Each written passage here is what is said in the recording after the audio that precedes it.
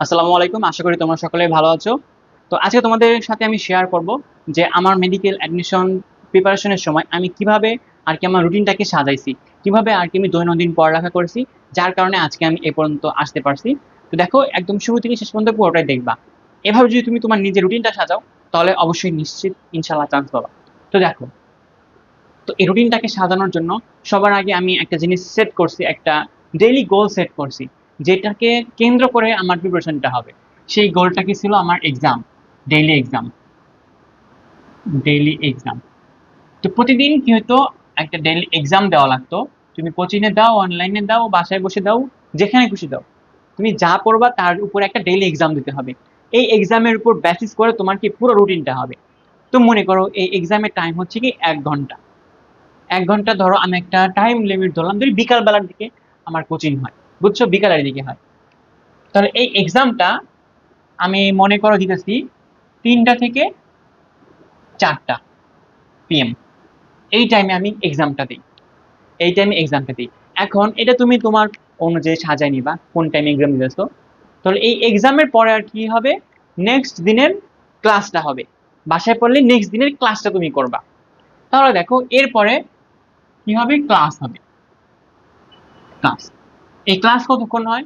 সাধারণত 2 ঘন্টার মতো হয়, বা আরো বেশি হতে পারে। তো আমি এখানে গ্যাপ রেখে, একটু গ্যাপ রাখি, মনে করো কয়টা হবে, 6:30 পর্যন্ত। এই পর্যন্ত কি হলো, তোমার ক্লাস। তাহলে এক্সাম, তারপর নেক্সট দিনের ক্লাস, এটা হলো। এরপরে মনে করো তুমি কি কোচিংয়ে থাকবা, তখন তুমি বাসায় চলে আসবা। বাসায় এসে তোমার নেক্সট প্রিপারেশনটা নেওয়া হবে। তারপর তুমি যদি বাসায় বসে প্রিপারেশন নাও, একটু রেস্ট নিয়ে তারপর আবার নেক্সট প্রিপারেশন শুরু করবা। তারপরে ক্লাস শেষ করে যখন তুমি বাসায় আসবা, এখন তুমি কোথায় আসলা, বাসায় আসলা, বাসায় আছো। তাহলে বাসায় এসে সবার আগে কি করবা, ক্লাসের পর ডাইরেক্ট পড়ে ফেলবা? না, এই যে এক্সামটা দিছো না, এক্সামের একটু অ্যানালাইসিস করে পড়বা না তোমার? তাহলে এই যে এক্সাম যেটা দিছো, এক্সামের কোয়েশ্চেন তুমি অ্যানালাইসিস করবা। অ্যানালাইসিস, যা ভুল হয়েছে ওইটা একটু অ্যানালাইসিস করে নাও, নাহলে লাস্টে কিন্তু পড়া হয় না। ওইটা একটু অ্যানালাইসিস করো যে কেন ভুল হলো, কি কি ভুল হলো, নেক্সট যাতে ওইটা আবার জীবনে ভুল না হয়। তুমি তো এটা এখন করো, তোমার লাগবে 10 মিনিট। আর যেটা রাইখা দেবে 1 সপ্তাহ পরে করবা, তোমার পড়াও হবে না, ওগুলা বাইরে করা হবে না, কিচ্ছু হবে না। তুমি এখানে 10-20 মিনিট একটু সময় দাও।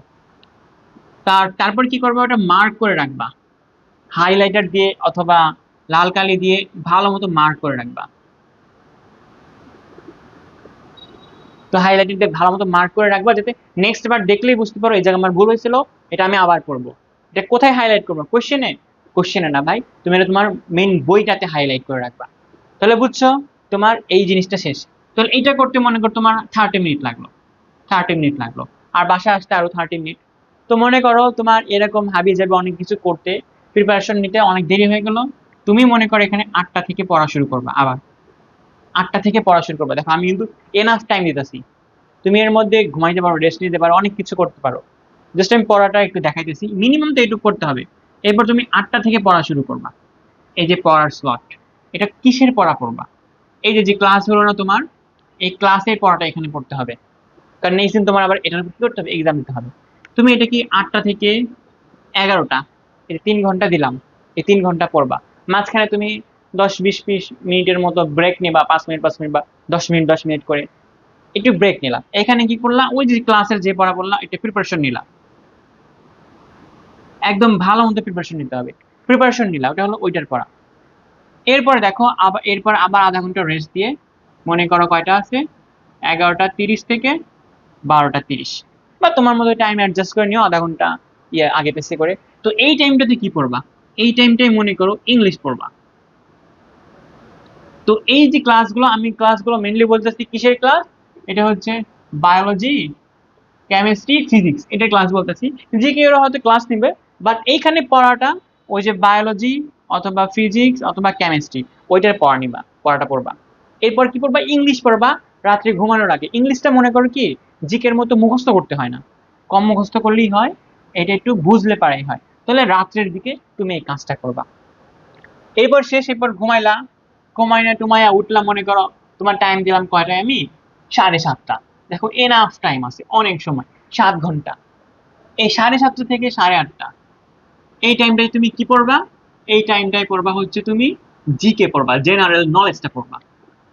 কারণ সকালবেলা মাথা ফ্রেশ থাকে, জেনারেল নলেজ হচ্ছে মুখস্থ জিনিস, তোমার মুখস্থ জিনিসটা এখন কি হবে, মনে থাকবে। তাহলে তোমার জিকে এটা শেষ করলাম, এরপর আবার একটু ব্রেক দিয়ে 9টা থেকে, এই যে 9টা থেকে শুরু করলাম, 9টা থেকে 10টা 11টা 12টা, এই যে 12টা, আবার কতক্ষণ, 3 ঘন্টা সময় পেলাম। এই 3 ঘন্টা, এই 3 ঘন্টা কি পড়বা? এই যে যা পড়ছিলা এই যে বায়ো ফিজিক্স কেমিস্ট্রি, ওই পড়াটা আবার পড়বা। বায়ো ফিজিক্স কেমিস্ট্রি এখন যদি তোমার শেষ না হয়, ওইটা আবার পড়বা।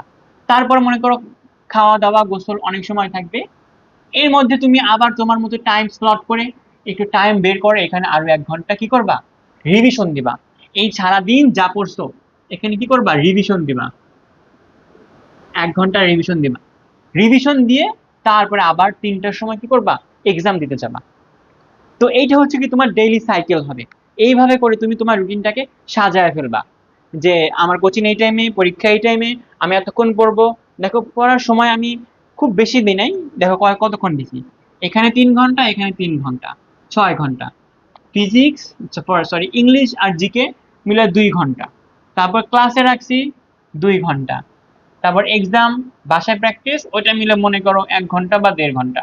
তাহলে কত হলো, 10 ঘন্টা, 11 ঘন্টা। তাহলে 11 ঘন্টার মতো একটা টাইম দিলাম। এই সময় স্টুডেন্টরা কমপক্ষে 11-12 ঘন্টা কিন্তু পড়তে হবে। আর মনে করো যারা আরো ভালো পড়তে চাও, তাদের তো মনে করো কথাই নাই, তাদের খাওয়া দাওয়া, নামাজ, গোসল, ঘুম এগুলা বাদ দিয়ে সব সময় কি করবা, পড়ার পিছনেই লাগা থাকতে হবে।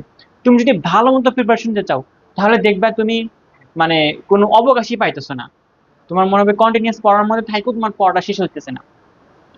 তো আশা করি এই রুটিনটা যদি ফলো করো, তুমি একটু মনে করো শান্ত থাকতে পারবা, একটু রেস্ট নিতেও পারবা, আর তোমার পড়াটাও হবে। টাইমের মধ্যে পড়াটা শেষ করে ফেলতে চেষ্টা করবা। জানো যে মেডিকেল অ্যাডমিশন টেস্টের জন্য কি একদম খুঁটি নাটি, একদম মনে করো সব ইনফরমেশন কিন্তু লাগে না। যা যা লাগে সেগুলো তুমি কোচিং এ বলে দিবে, দাগানো বইতে আছে, একটু কোশ্চেন অ্যানালাইসিস করলে তুমি বুঝতে পারবা যে এগুলো আমার মুখস্থ দরকার, বাকিগুলো জাস্ট রিডিং করলেই হবে। তো সেভাবে করে রুটিনটা সাজাই নিবা। তো এইভাবে যদি রুটিনটা সাজাও, আমি এভাবে পড়ছি, তোমরা যদি এইভাবে পড়ো, তাহলে আশা করি তোমাদেরও কি হবে, ভালো একটা সরকারি মেডিকেলে তোমরাও চান্স পাবা। সো বেস্ট অফ লাক, ভালো মতো প্রিপারেশন নাও। আজ এ পর্যন্ত, আসসালামু আলাইকুম।